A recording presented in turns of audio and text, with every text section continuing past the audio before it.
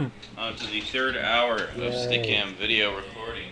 We've done about 15 minutes of actual usable footage for YouTube videos.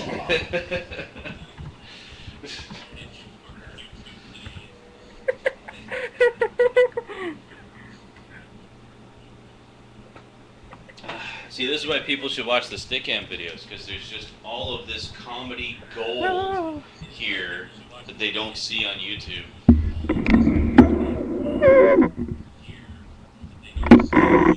Alright. Chilling out next to the school while shooting some b-ball outside of the school with a couple of guys that were up to no good. Started making trouble in my neighborhood. Alright. Kong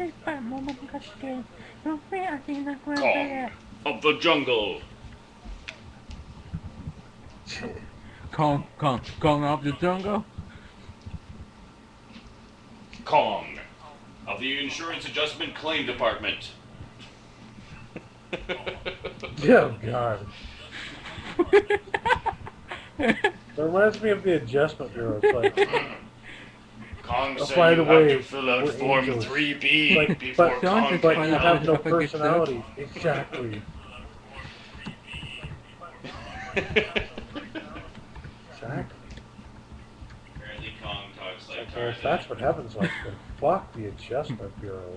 Fuck that shit.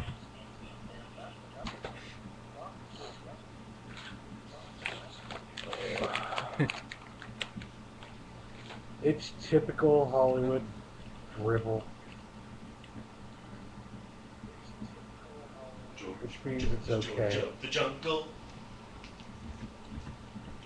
I Hollywood love the really old puts George of the everything Jungle out that's cartoon. absolutely unwatchable. It amused me.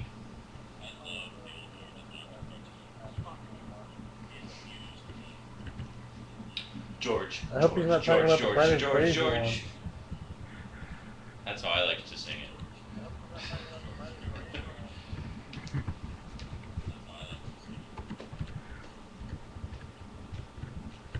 Great trailer, bad movie. Yeah, that's good. Sorry, I just like to caress my Story's Blu-rays pretty good. sometimes. Like Bookhouse Boy. Oh yeah. I had my issues, but I admit they were petty issues. It's like the same with my penis. Which one are we going to talk about today?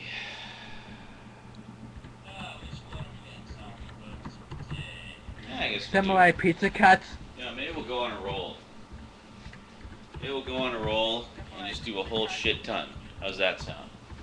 Let's do a whole shit ton. A literal shit ton. This might be shorter videos when edited, but that's okay. Until we get through what we need to get through. Alright.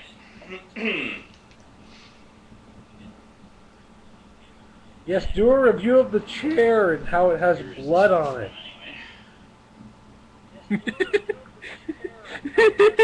The bloody chair. Alright. Let's go. I don't know what My accent chair, it as is. you can see. Let's do the Caesar. All I hear is uproarious laughter. So goddamn funny!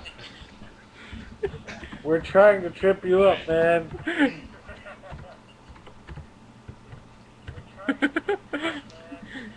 You will laugh right now. There's a piece of saran wrap on the floor. What time is it anyway? Holy shit, it's like 3:30. Why is he checking the time again? Go.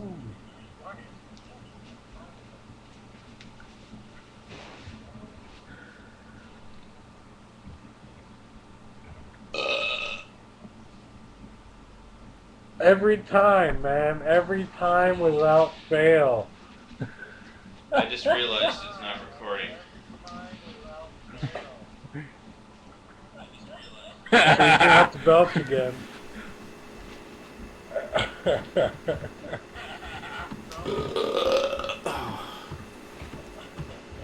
See?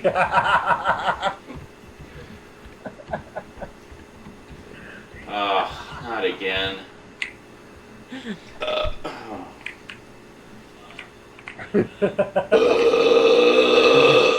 There we go. There you go. Fucking hell. Oh my god. I can even smell that and I live in Ireland. Okay. What is up with you and gas, man? I don't even know.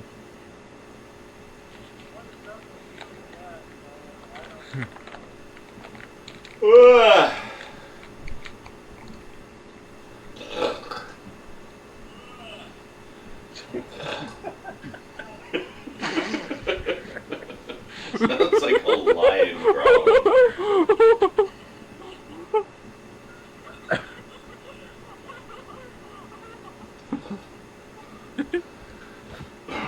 All right.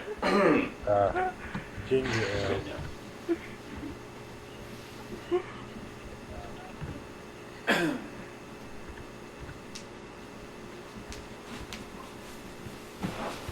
Greetings, everyone. Well-drawn boobs and muscular guys in loincloths. That's what we're going to talk about today on the Multimedia Chronicles.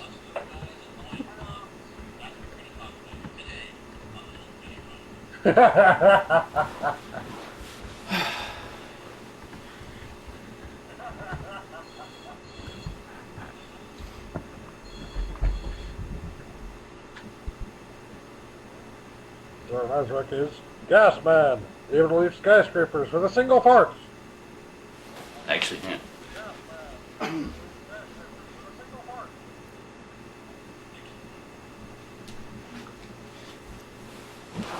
Greetings, everyone. Laugh, Sean, laugh. Boobs and big beefy guys in loincloths. That's what we're going to talk about today on the Multimedia Chronicles. Damn, didn't laugh. Boobies! Okay.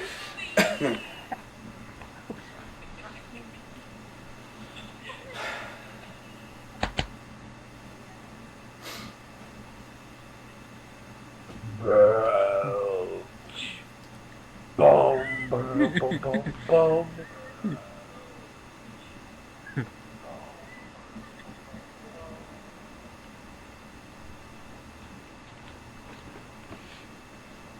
Welcome back.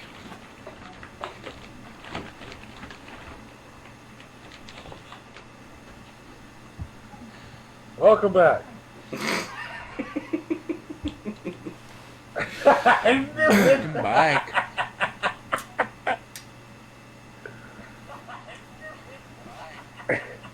I want to say seminal. No.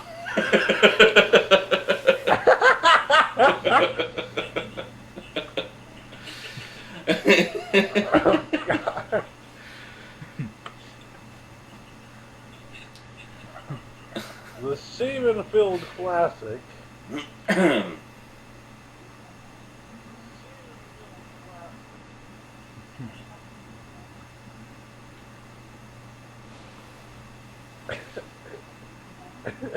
Mr. Bean He's laser gonna laugh, discs. he's gonna laugh.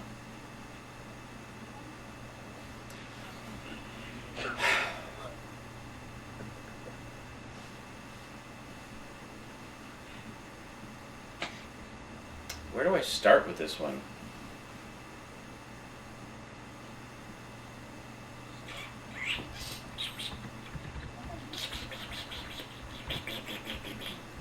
This is the magic of Sean. He writes nothing. He just, it's off the cuff.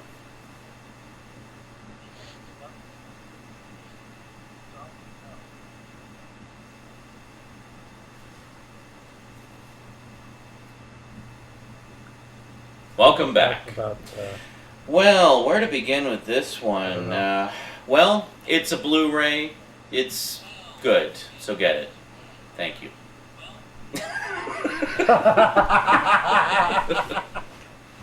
The end. Blu-ray, therefore good. Got it. Thank you. Blu-rays are good, so get them.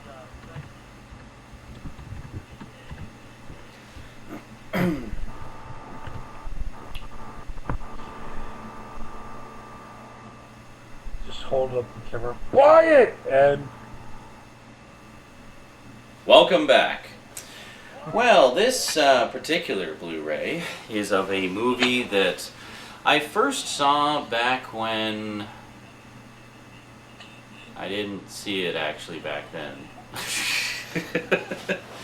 Okay. Welcome back.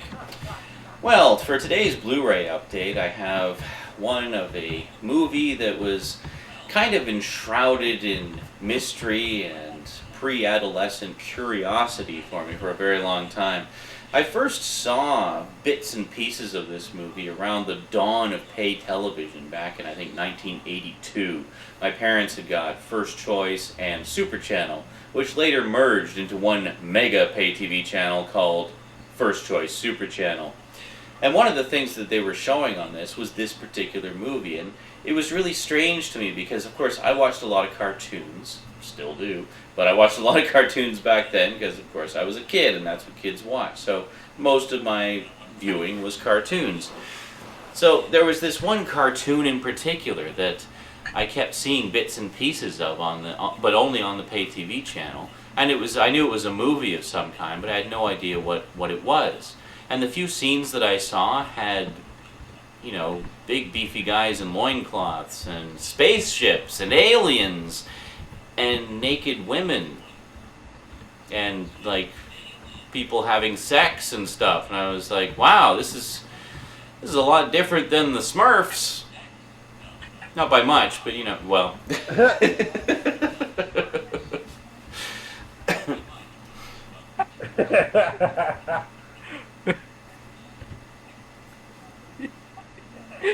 And it just blew my 10-year-old mind. I'd never seen anything like this before. I am, of course, talking about the seminal classic from 1981, Heavy Metal, based on the magazine of the same name, the fantasy sci-fi anthology magazine. Great stuff. I love this movie. And I didn't actually get around to seeing the entire thing until about 10 years later when it was finally released on well, at the time, VHS and Laserdisc. I did not have the Laserdisc, but I did have the VHS edition. And I thought it was great. I really enjoyed it because around that time also I'd started reading the magazine.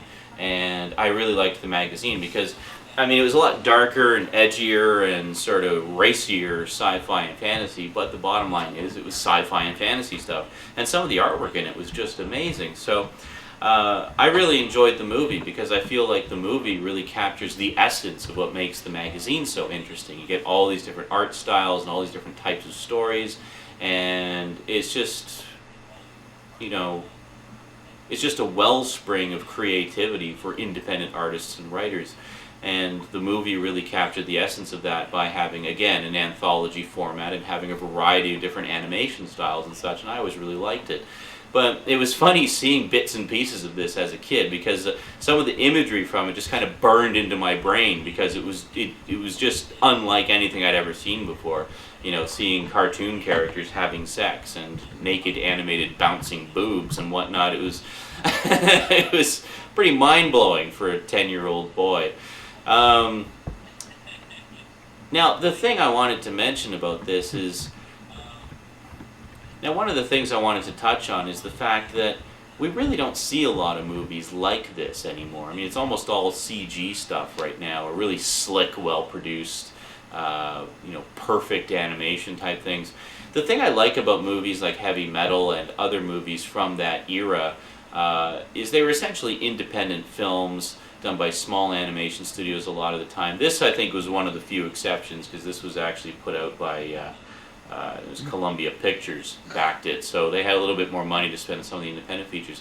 But the thing I like about these types of movies is they just have this kind of, I don't know, raw quality to them, and just sort of pure artistry quality to them. Because watching them, you can't help but stop and think for a moment periodically that, hey, this is all hand-drawn. This wasn't done with computers. There was no shortcuts here. This was people sitting at their desks, slaving away for hours and hours and hours, creating these amazing animated worlds. And so, from nothing. I mean, they painted backgrounds and drawing the cells and painting on the back of the cells. I mean, it was a huge, laborious, time-consuming process, and you had to have the patience of a saint to do it, man. And looking at movies like this, it's really amazing what some of these... And looking at movies like this just shows how much could be done in the medium. Now that said, granted, some of the animation in this is quite dated by today's standards, and some of the animation techniques would look pretty rough by today's standards. But back in 1981, when this came out, I mean, it was pretty creative stuff, you know, and you just don't see movies like this anymore. So how is the Blu-ray, you're probably wondering? Well, I mean, as I say, due to the different animation styles and whatnot, it's a pretty rough-looking film to begin with. But as far as being faithful to the original film, source and being an accurate transfer, I think this is as good as heavy metal's ever going to look, to be honest. I mean, you can't make silk from a sow's ear. I mean, the film looks the way it looks, largely because of the way it was made back in the day. And, you know, if you're expecting something pristine and beautiful like a lot of today's animated features, that's not what you're going to get with heavy metal. But honestly, I think the fact that it's a little rough around the edges just adds to the charm of it, because the magazine is very rough around the edges a lot of the time, and you know, with the differing art styles and whatnot. And I think it just adds to the overall experience. I have not seen the sequel, Heavy Metal 2000. Heavy Metal 2000 was not an anthology film. It was just a single extended story about some fantasy warrior chick who was apparently the girlfriend of the editor-in-chief of the magazine. But I have heard that they're actually doing a new Heavy Metal movie, or they've been talking about it for a while, that will be more in style with this one, which will be more in the style of this one, namely an anthology series with a variety of different directors and different animation styles and whatnot. But made using more modern techniques and such. So I hope that happens, and maybe it'll turn into a series of them. I don't know. It'd be great, because I'd love to see this kind of thing done today. But let's just take a quick look on here. As far as special features go, you basically have everything that was on the DVD edition just ported straight over. There's really nothing new here that hasn't been available before. The special features are standard definition. You have an optional feature-length rough cut. You have the original feature-length rough cut, which has a lot of the animation, like the unfinished animation and whatnot, in there, and it's pretty cool to look at. I mean, especially if you're interested in the technique of animation, as I am. It's interesting to look at that, because it gives you a real insight into the different processes that were used to create the animation for the film. And that has optional commentary by Carl Masek. And that has optional commentary by Carl Masek, who Robotech fans will not be unfamiliar with, because he was the creative force behind Robotech. And I believe the reason they got him to do the commentary for this is because he had actually written a book about the making of the movie. In addition to being a producer on a number of shows and helping to bring anime over to North America, Carl Masek was also something of an authority just on animation in general, so he was often tapped to do documentary. He was often tapped to help with behind-the-scenes stuff about animation from back in the 80s. You also have some deleted scenes with optional commentary, and then Imagining Heavy Metal, a fairly meaty documentary. It was quite interesting stuff. The deleted scenes are interesting because they have a full sequence that was going to be a part of the film. It was going to bridge two of the sequences in the movie, but they just felt that while it was a very well done sequence, it just kind of interrupted the flow a little too much, so it was cut out. But you can see it in its entirety here in the deleted scenes with music and everything as well. So, as I say, as far as the transfer quality goes, it's basically as good as it's ever going to look. And let me just fix this here. So there we have, that's Den, the aforementioned muscular guy in the loincloth, voiced by John Candy in the movie. By the way, SCTV fans, take note. Three SCTV alumni are in this, doing voices for various characters. You have John Candy, Harold Ramis, and Eugene Levy, and it's great. And it's the thing I like about this is it doesn't really take itself too seriously. and it has a lot of fun. And it's obvious that the voice actors were having a lot of fun with the characters and whatnot. And there we have a bunch of angry-looking aliens, and that's from the Captain Stern segment, which is quite hilarious. And basically, they're all looking at Captain Stern on trial. He's sort of a big, hunky, beefy space captain hero type character who's anything but heroic. So here we just have basically a Sony 3D ad. Now I should mention also this particular Blu-ray edition was a Best Buy exclusive. And now when I bought it, I actually got it a couple months ago.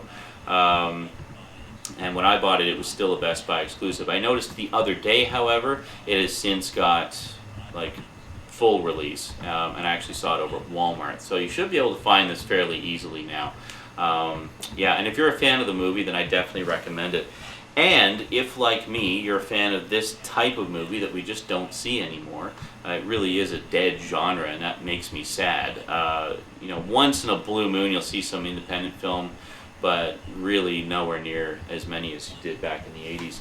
If you like this kind of thing, I also recommend checking out Rock and Rule. Now this is available on Blu-ray, however, I've hung on to the this is the 2-disc collector's edition DVD, and the reason I hung on to this is because it actually has 2 different cuts of the movie.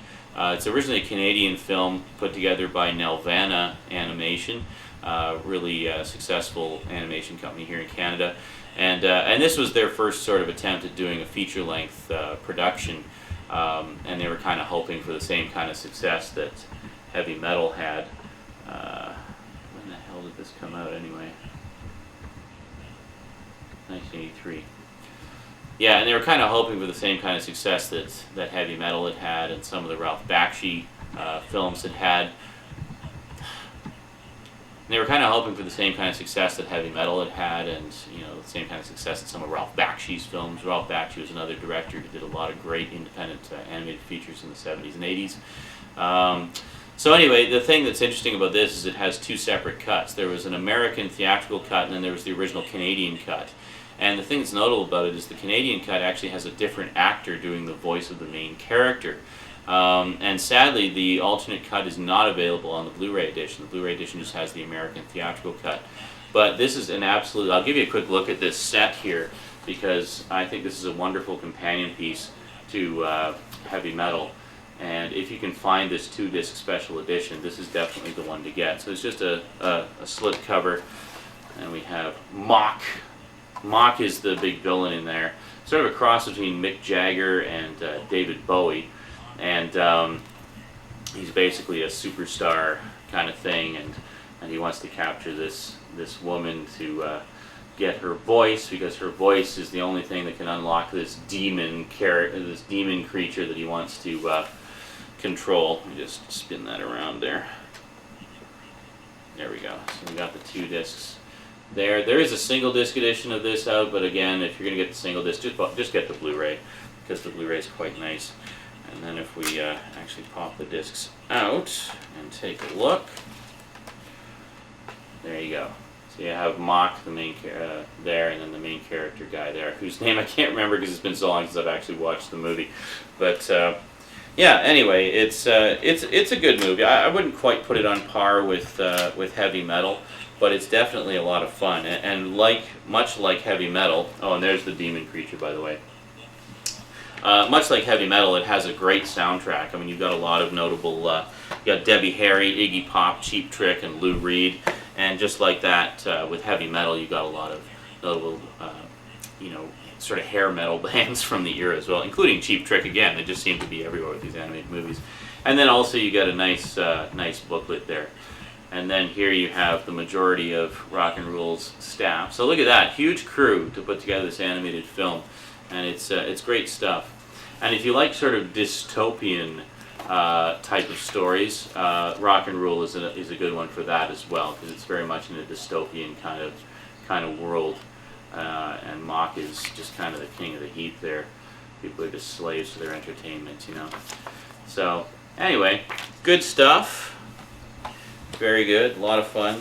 The animation, this is really good too. I mean, at this point in Nelvana's history, they hadn't really done any features or a lot of series television. They later went on to have some great success with things like the Raccoons, and Care Bears was another one they did for a while.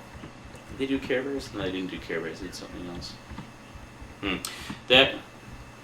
They later went on to have some great success with stuff like the Raccoons. They actually did the Droids and Ewoks cartoons, the Star Wars cartoons back in the mid-'80s, and all kinds of stuff.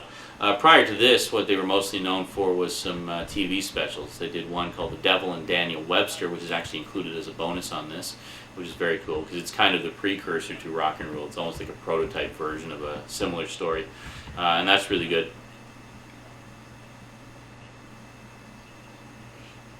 I said Daniel Webster, didn't I? They did one called The Devil and Daniel Mouse, which is kind of loosely based on the old Devil and Daniel Webster story, and that's actually included as a bonus on here. They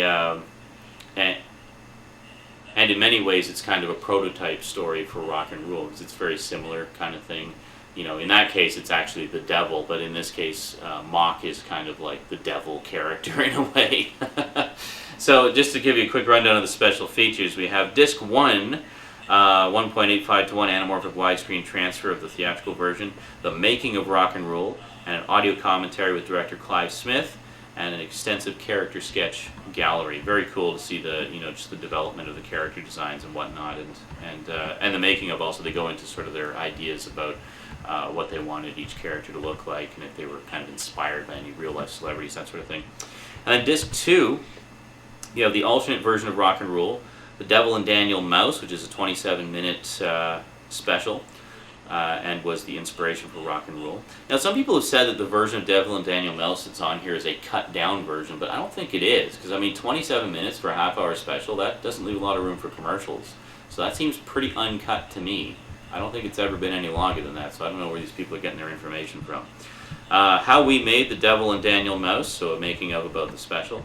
DVD-ROM feature of the complete Rock and Roll script, work print title sequence, and a 15-minute work print of the ending of Rock and Roll collector's booklet, which we just looked at, extensive sketch gallery, and more.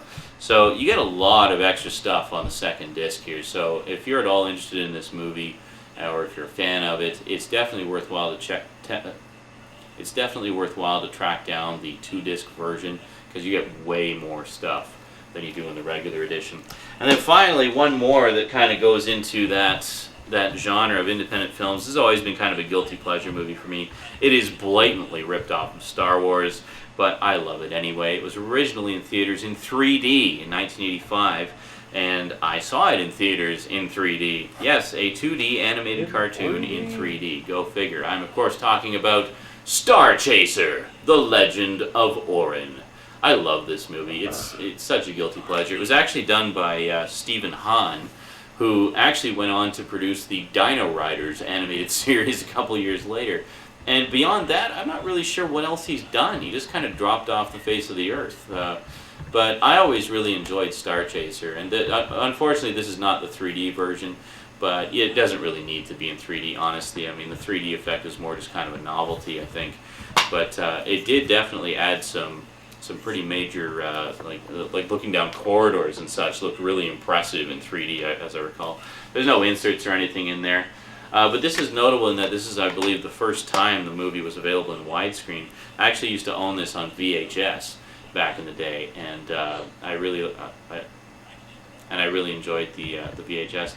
Now, I should warn you, if you're looking to watch this with your kids, there is a little bit of rough language in there.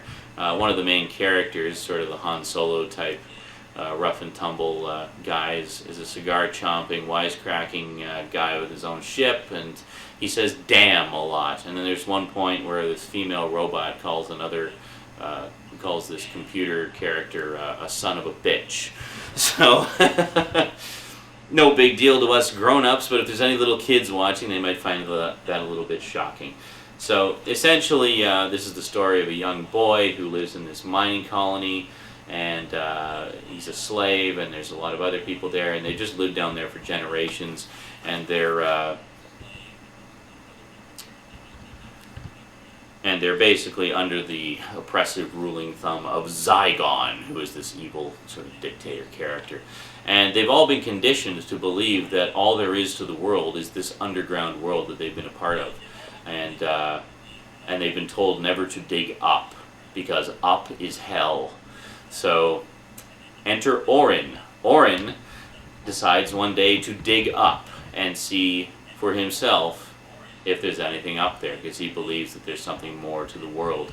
And he finds his way out, and there's like a whole universe out there that they didn't even know existed. So he makes it his mission to, you know, ally himself with whoever he can and find and free his people, basically. And you know, it's a fairly straightforward story that we've seen a lot of times before in different forms, but it works. I mean, it's fun. It's got some pretty cool animation in it and some pretty scary you know, villain characters, and it's fun. And he has like a magic sword that he uses, which is kind of like a lightsaber.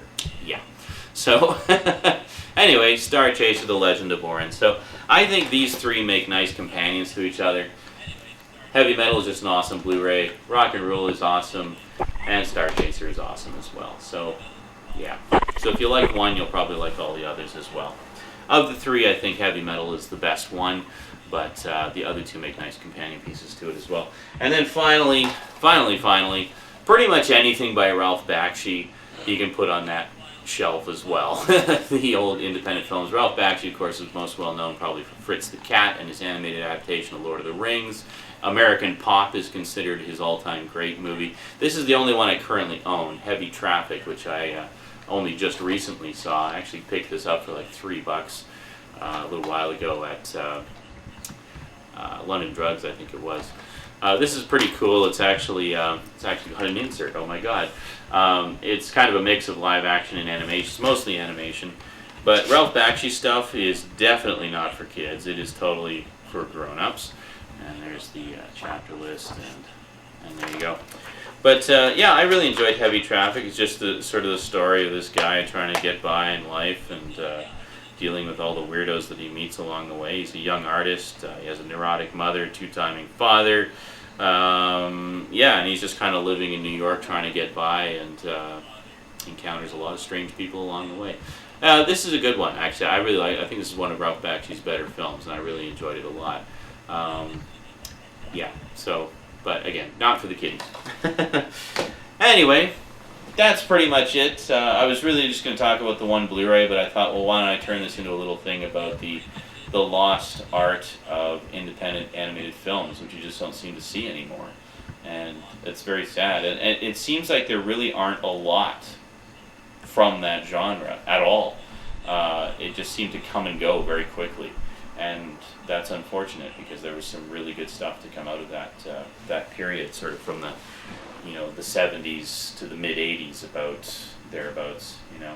And there was a few in the early 90s, and then I think that's kind of when CG started to take over. You know, once Toy Story hit, man, it just changed everything. I mean, Toy Story is fantastic, and we love it, but it kind of ruined animated films in a way, because now everybody's doing them all in CG. I mean, it's like the art of 2D animation just seems to have died. You wonder why I like all this stuff, all the old 80s cartoons and whatnot? That's why. I just love the art of 2D animation. And it's sad that it just doesn't seem to be around as much. It's around a little bit, but I mean, like in some of the, you know, kids shows and stuff, but even then there's CG enhanced and whatnot. It's just not the same. Or the art style is really over-stylized and not as, I don't know, the character design isn't as more sort of realistic as it used to be or whatever. I don't know. It just ain't like it used to be, man. But that's why it's nice to have these beautiful DVD and Blu-ray editions of the ones we did get over the years. So, yeah. Anyway, that's it from me to you for now. So until next time, thanks for watching, and sayonara.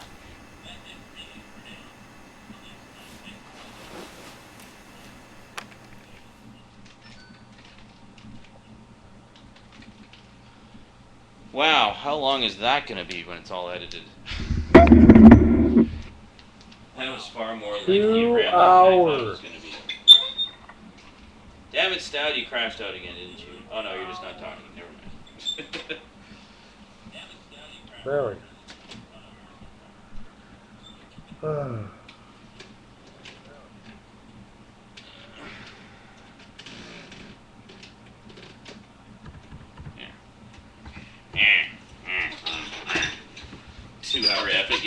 Yeah. That one will be probably, well, it'll be at least 20 minutes, I'm sure. It's going to be a long one. I just had a lot to say. Well, heavy metal and rock and roll in particular, there's a lot to talk about with both of those. So. Lords of Shadow. I don't think I know that one.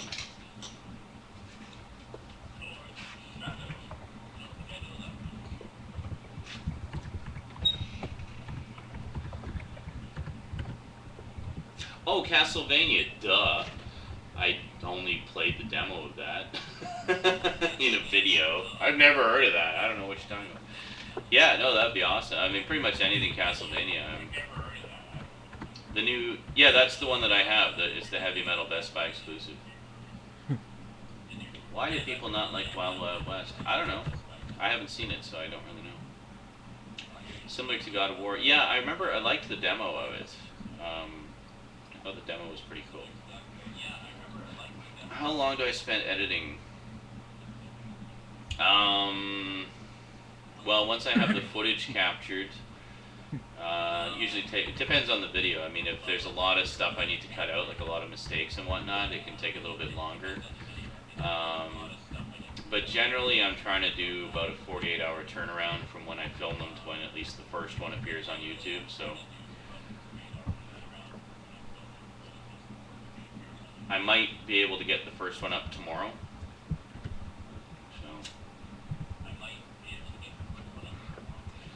Because the first one's fairly short.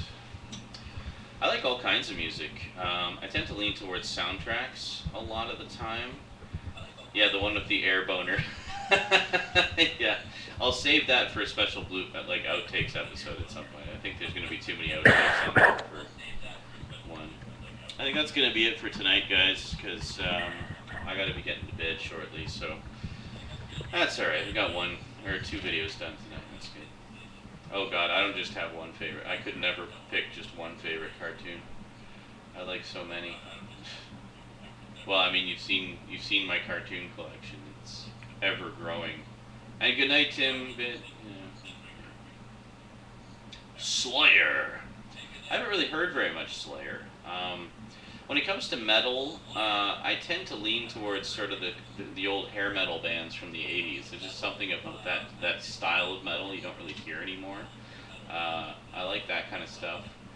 I like classic rock and whatnot. I like classical music. I like soundtracks for cartoons, video games, TV shows, movies, pretty much anything. Turtles or Transformers? I'm probably going to have to go with Transformers because I've been a fan of Transformers longer. Do I have a favorite episode of my own show? Oh god. I don't know. But I do like the Turtles too, obviously. Which reminds me, I gotta get caught up on the original Turtles DVDs. I still need seasons 7 and 8 of that. Sure, yeah, definitely. I'm always up to listening to new music. The only kind of music I don't really listen to much, because I don't really care for it, is stuff like gangster rap. It just doesn't appeal to me. I'm not big on dubstep. And that's pretty much it. Everything else I'm pretty open.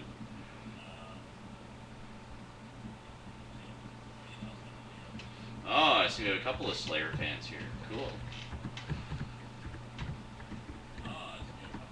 Yeah, whenever I do that, because I want to build another computer at some point, like a real proper kick-ass one, rather than just something that's functional to get me by. I'll do that again, and this time you'll notice I'm a little more competent because I've had way more experience now working at Geek Squad, so I can build them a lot faster now.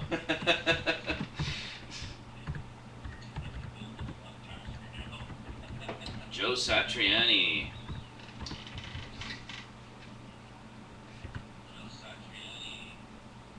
Wow, nice. That would be awesome. I got the parts. Oh, yeah. Big box of components. It's like, I'm going to take all these parts and turn them into a computer. Like magic.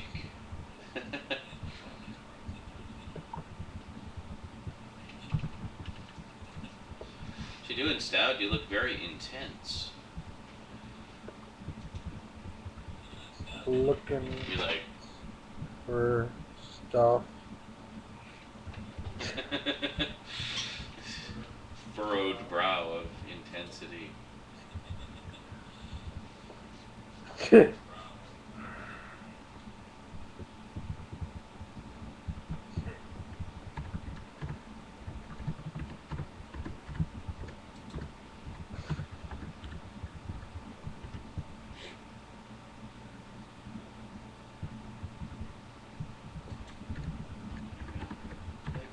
Alright.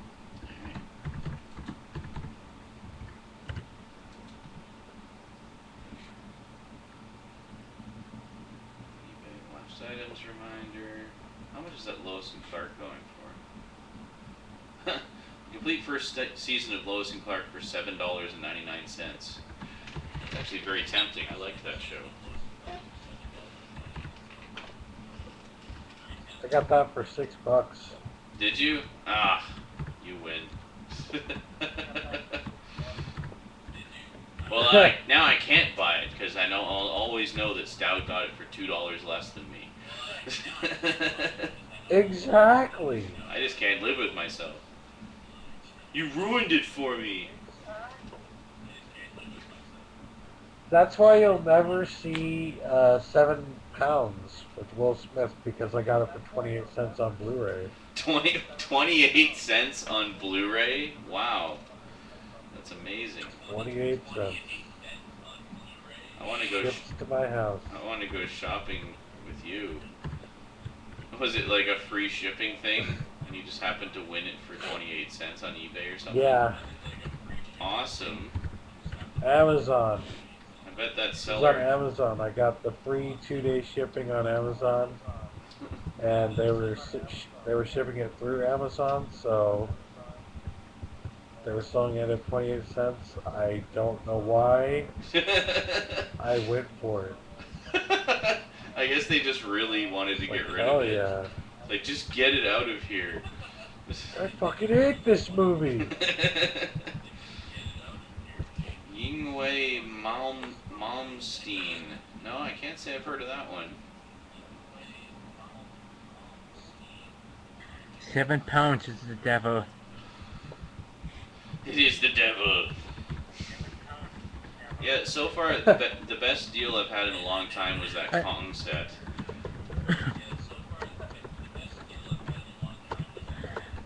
I found the devil and Daniel Mice on YouTube. Oh, did you? Yeah, it doesn't surprise me. Yeah, it's a good special. I remember it scaring the shit out of me as a kid. And the guy who does the voice of the devil is Don Franks, who also does the voice of Mock in Rock and Rule. And he played Walter, the tech expert in La Femme Nikita, the TV series. Hey, Metal Fan!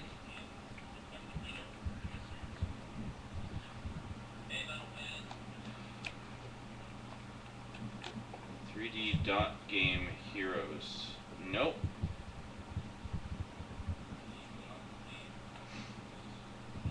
Oh, okay. Yeah, I don't know that one.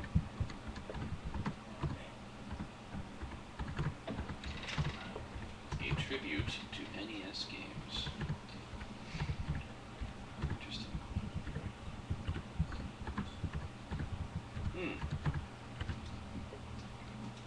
Well, I do like retro games and tributes to them.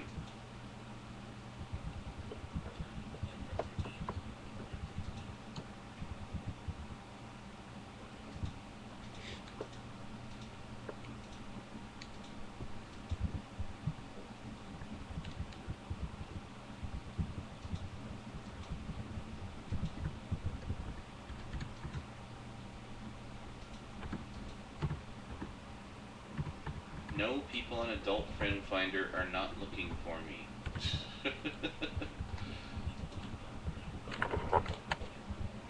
Stop lying to me.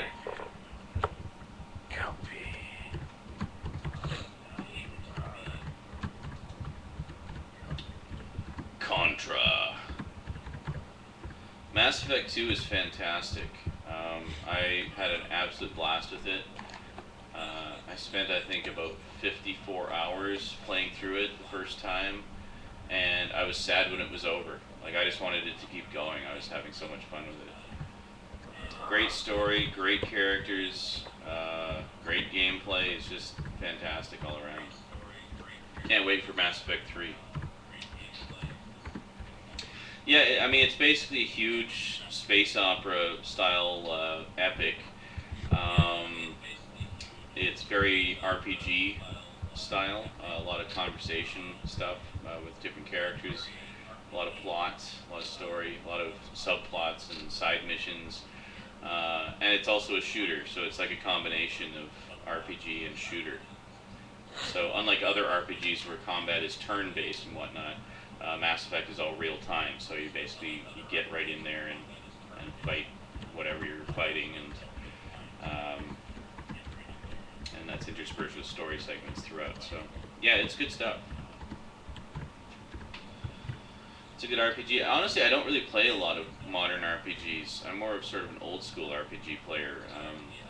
The old single player games, a lot of old graphic adventures on you know, the Apple IIc and Amiga, things like that. Knights of the Old Republic. Yeah, I've had that one recommended to me for years. I just haven't. Yeah, I'm gonna do an overview of my collection at some point. I just want to. I want to fill it out a bit more again, because a lot of stuff was excised during the Great Purge of 2010. So I want to get a lot of stuff back in the collection, upgrade some things and stuff like that, and then I will do an overview. And then once I do that, I also want to wait until I have a high-def camera before I do the next overview, so I can really do it nicely. So once I do that, then I think I'll do it as an annual thing. I'll do like annual updates, like annual overviews of the collection, and see how it changes over the years. No, I haven't played Fallout. That's one I've been wanting to play for a while. That and Oblivion. I want to get the Game of the Year editions of both of those, because they've got all the stuff. How are they going? Pretty well. I've sold quite a few so far. I'm a little bit behind in putting them together because I'm still doing some last-minute revisions to the discs to make sure that they're all perfect and beautiful and wonderful. And then, yeah, and I'll get them. And plus, we're in the middle of a postal strike right now, so even if I got them all finished right now, I wouldn't be able to mail them until the postal strike ended anyway. So, yeah. I haven't seen Thor. I don't really get out to movies at the theater very much. Plus, I'm horribly behind in Marvel movies just generally. I haven't even seen Iron Man yet. Yeah, so I gotta, you know, the Marvel cartoon sets I picked up recently are sort of the beginnings of my effort to get caught up in Marvel DVD and Blu-ray stuff. So at some point I'll pick up the movies and just have like a Marvel weekend or something.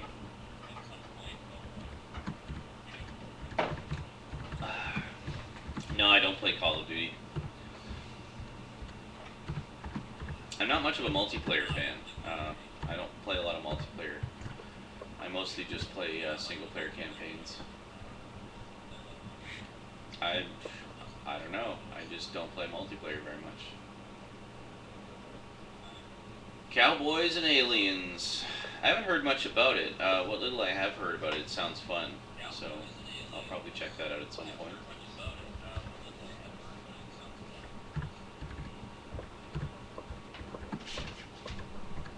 Zoom.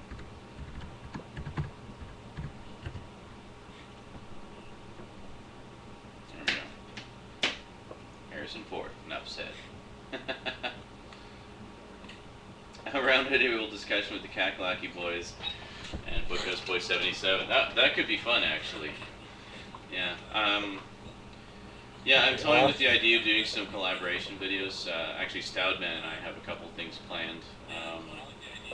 And I know Skin Slip was talking about doing some stuff. He wanted to do some things with me and Chris from the Aficionados.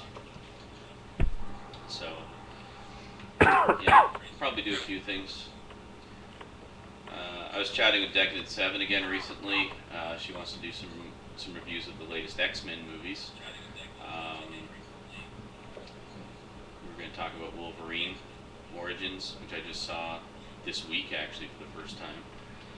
And yeah, do I see myself as a YouTube celebrity? I'd say like maybe a very minor YouTube celebrity. Like I know a lot of people look at me that way. But I mean, really, I'm still pretty small time as far as YouTube goes.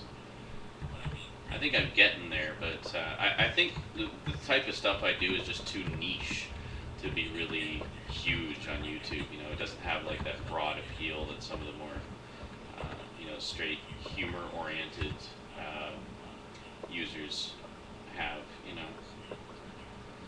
I haven't seen the new X-Men movie. I really want to, though, because everybody I've talked to says it's fantastic and finally a good X-Men movie again, you know. So, yeah. Yeah, I do try to be thorough. I mean, when I do my reviews, well, I mean, as you know, if you've watched me for like more than a day, I like to go into a lot of depth and intersperse personal anecdotes in with the actual review stuff and whatnot. So. I don't know, some people get on my case and say, why don't you follow just like a normal review style? And I said, well, because everybody does that. I like to do mine just more sort of casual, you know, just like you're just sitting having a chat with me about something, you know, it's kind of like hanging out, talking about movies. So, the chain in my pocket, I will show you. Everybody thinks it's a wallet, but it's actually a Nightmare Before Christmas watch. Let me see if I can zoom in a bit here and I'll show you. This is going to be horribly out of focus. Hang on. Let's see if I can. There we go.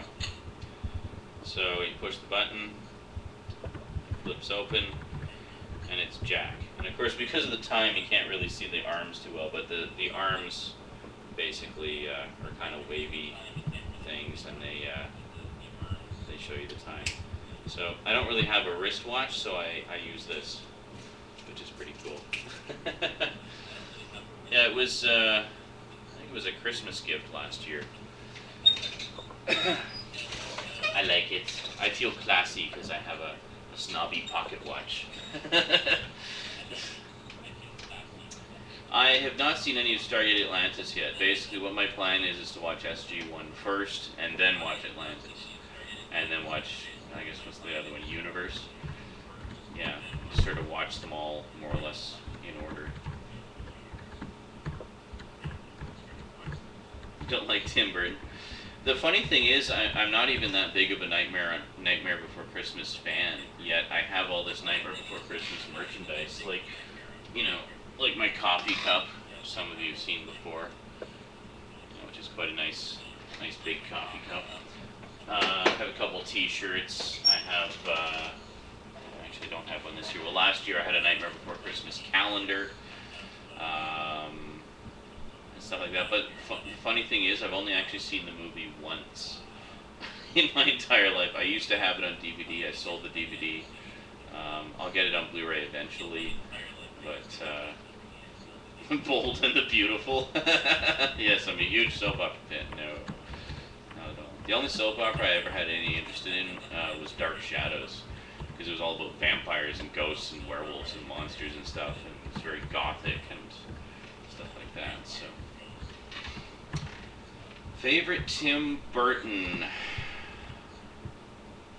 Probably the first Batman movie. I love the first Batman movie. Yeah. I also really liked Ed Wood, actually. Ed Wood's just a fantastic movie, which I need to watch again, actually. I haven't watched it for a while.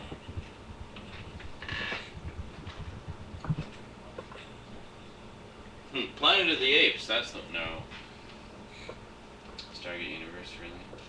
Well, I'll watch it eventually, just, you know, for completeness sake.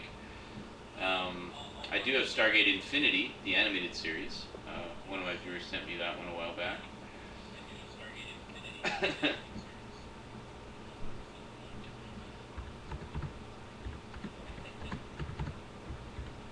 Batman's good. I liked Batman Returns as well. Oh, that was you. Okay, I couldn't remember who sent it to me. Yeah. That's right. Yeah, you just loaded me up with Stargate stuff. Stargate, Dead Space, and Pineapple Crush.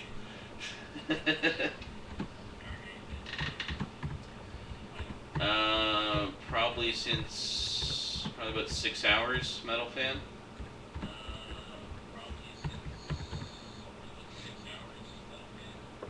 Really? Well, I mean, honestly, how long has it been running? Like, like over 15 years?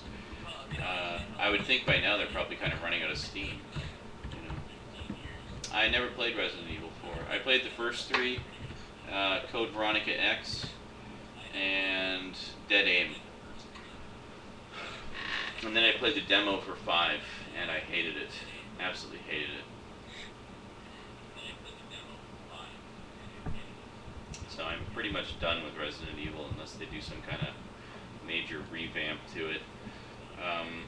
I do enjoy the movies, though. I know a lot of fans of the game hate me for that, but I actually like the movies. They're kind of guilty pleasures. Silent Hill, yeah, the new Silent Hill looks pretty cool. If you saw the E3 trailers for that. And yes, I have seen the original Stargate movie. I actually saw it in theaters, and I thought it was okay. And then a few years later, I picked up the Laserdisc edition of the director's cut, which has about, I think, 9 extra minutes of material. And I really liked that one a lot more, like a lot more. I thought it was just a much more solid film and explained a lot of things better, like things that needed to be elaborated on. I felt were explained better. I liked it a lot. Yes, I was saying earlier that this is mostly the Mill Creek ones that I talked about in the videos. This is all the animated ones that I just talked about in the last few videos. And yeah, I just kind of keep them. I'm just keeping them because I watch movies on the computer primarily because I have the PS3 right next to it and stuff. So anything that I'm sort of currently watching or working my way through, I just keep next to me. So it's you know, handy. I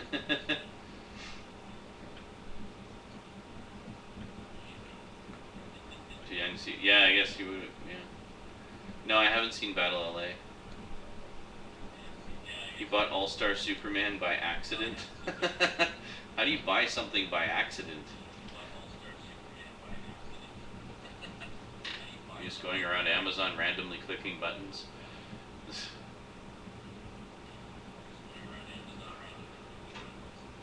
All-Star Superman.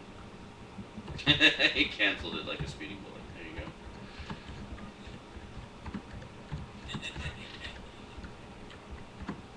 Alrighty. I think we're going to stop the Stickam recording here. As fascinating as I'm sure this is for all of you watching, we'll see you in the next video.